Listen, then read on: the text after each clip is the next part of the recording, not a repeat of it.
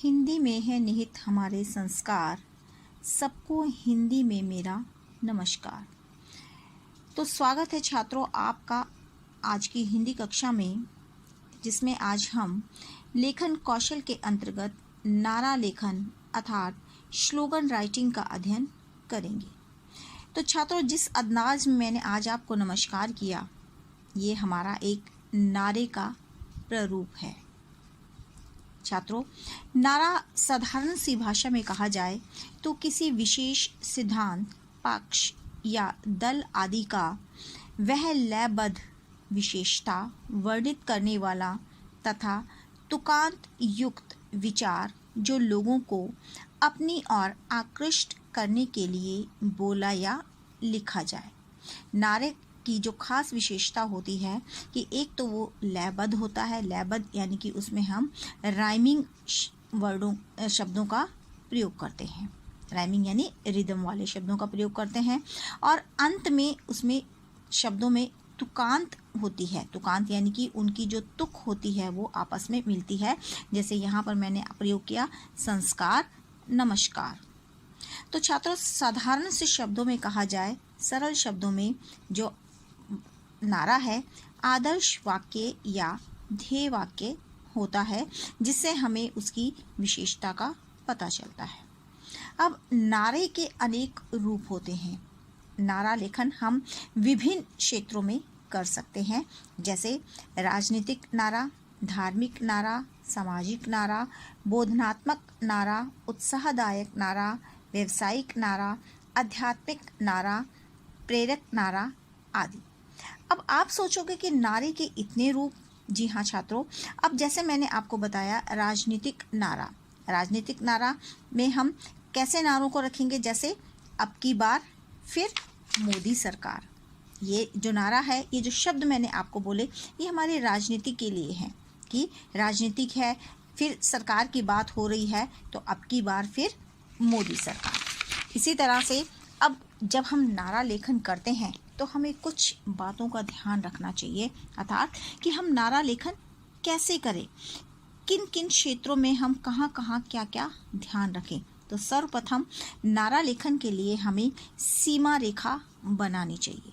हमें ध्यान रखना चाहिए कि हम नारा जो लेखन कर रहे हैं उसमें हम कितनी जगह का प्रयोग करेंगे। हमारा नारा 2 लाइनों का है, 2 पंक्तियों का है या 4 पंक्तियों का है। हमें उसी के अनुसार अपने स्थान का चुनाव करना चाहिए।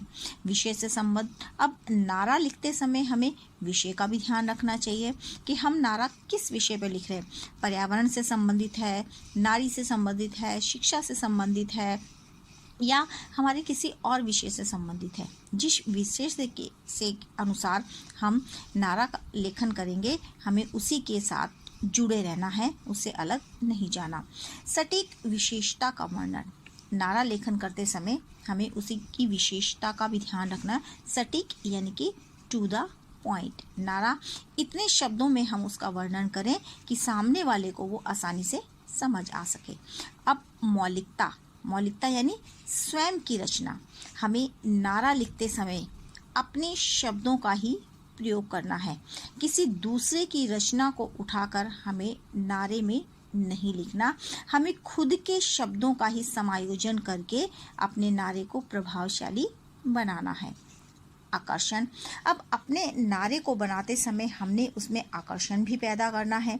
और आकर्षण के लिए हम विभिन्न प्रकार की वस्तुओं का प्रयोग कर सकते हैं, जिसमें हम रंगों का समायोजन कर सकते हैं, चित्र बना सकते हैं। कुछ इस तरह का आकर्षण दे कि नारा देखने में और सुनने में दोनों तरह से वो प्रभावशाली हो।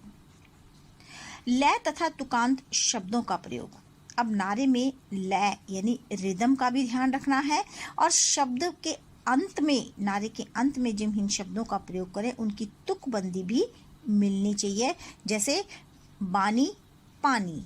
इसी तरह के हमें शब्दों का ध्यान रखना है। शब्दों का उचित चयन एवं आपसी तालमेल, अब नारा लेखन करते समय हमें ये भी ध्यान रखना है कि हम जिस प्रकार के शब्दों का चयन कर रहे हैं वो शब्द हमारे नारे के योग्य हैं या नहीं। क्योंकि जो नारा है वो हमारा बच्चों कई जगह पर कई लोगों से मिलता है। बहुत से लोगों की ज़ुबान पे भी चढ़ता है। तो हमें अपने शब्दों का ध्यान रखना है कि हमारे नारे में कुछ इस तरह के शब्दों का प्रयोग ना हो जो किसी की भी भावनाओं को ठेस पहुंचाए। इसलिए नारे में हमने उचित शब्दों का ही प्रयोग करना है। अब अगला, हमने अपने नारे में रचनात्मक का भी ध्यान रखना है, क्योंकि जो रचना हम कर रहे हैं नारे की, तो उसमें हमने रचना के अंतर्गत एक चित्रात्मक और रंगों का संयोजन भी करना है ताकि हमारा नारा प्रभावशाली बन सके। तो इसी के अंतर्गत अब मैं आपको कुछ उदाहरण दिखाती हूँ कि जो हमारे नारे हैं वो किस तरह से हम प्रभावशाली बना सकते हैं। अब ये देखिए, किताबें हैं मित्र हमारी, करती दूर समस्याएं सारी। अब किताबें यानी पुस्तकें सच में हमारी मित्र होती हैं। जिस तरह से एक मित्र हमें मुसीबत के समय समस्याओं में हमें बचाता है, उनका हमें हल देता है, इसी तरह से किताबें भी हमें कदम कदम पे हमारा मार्गदर्शन करती हैं और हमें सभी समस्याओं से दूर करती हैं। तो मैंने इनको शब्दों को रंगीन शब्द बना दिया है जो देखने में भी आकर्षक लग रहे हैं। एक मैंने यहाँ एक छोटा सा चित्र बना के इन दो पंक्तियों को उसके बीच में लिखा है ताकि वो थोड़ा सा आकर्षक बन जाए। आगे देखिए, घर में रहो बाहर कोरोना है, साथ मिलकर रहेंगे किसी को नहीं खोना है। अब आजकल की जो स्थिति चल रही है उसी स्थिति को देखते हुए मैंने ये दो पंक्तियाँ लिखी। इसके आगे मैंने एक हंसता हुआ सा चेहरा बना दिया जो हमें खुशहाली का प्रतीक बता रहा है कि अगर हम इस तरह के शब्दों का प्रयोग करके अपने नारे को प्रभावशाली बना सकते हैं तो हम इनका प्रयोग हमें अपने नारे में करना है।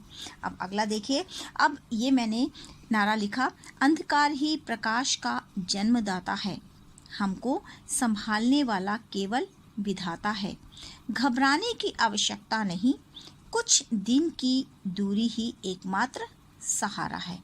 ये फिर आजकल की परिस्थितियों को ही उजागर कर रहा है और इसको मैंने थोड़ा सा अट्रैक्टिव बनाने के लिए, थोड़ा सा आकर्षण देने के लिए एक दिया बना दिया, क्योंकि ये हमें प्रकाश के विषय में बता रहा है। तो दिए के अंदर मैंने अपने इन नारे की 4 पंक्तियों को लिखा है जो देखने में भी आकर्षक लग रही हैं और हमें समझा रही हैं कि हमें किस तरह से व्यवहार करना है और कैसे हमने इन मुसीबत के समय में रहना है। आगे देखिए छात्रों, अशिक्षित को शिक्षा दो, अज्ञानी को ज्ञान, शिक्षा से ही बन सकता है मेरा भारत महान, हाथ धो बारंबारी तभी दूर होगी कोरोना महामारी। तो छात्रों, इस तरह से आप कोई भी तुकबंदी वाले शब्दों का प्रयोग करके एक अच्छा सा सार्थक सा नारा आप बना सकते हैं, पर ध्यान रहे केवल अपने शब्दों का ही प्रयोग करना है, किसी दूसरे के शब्दों को लेकर आपने अपने नारे की रचना नहीं करनी है। आगे देखिए, आपके पास जितना समय अभी है उससे अधिक समय कभी नहीं होगा। तो छात्रों, ये जो अंतिम जो नारा मैंने बोला वो शायद आपको समझाने के लिए काफ़ी है कि अभी ये जो लॉकडाउन का टाइम चल रहा है, इस समय आप अपनी पढ़ाई को जारी रखो, क्योंकि ये समय जो आपको मिल रहा है शायद कभी लौट के नहीं आएगा और घर में रहते हुए भी आपने अपनी शिक्षा को जारी रखना है। तो छात्रों, उम्मीद करती हूँ नारा लेखन का यह अध्याय आपको अच्छे से समझ आ गया होगा। धन्यवाद।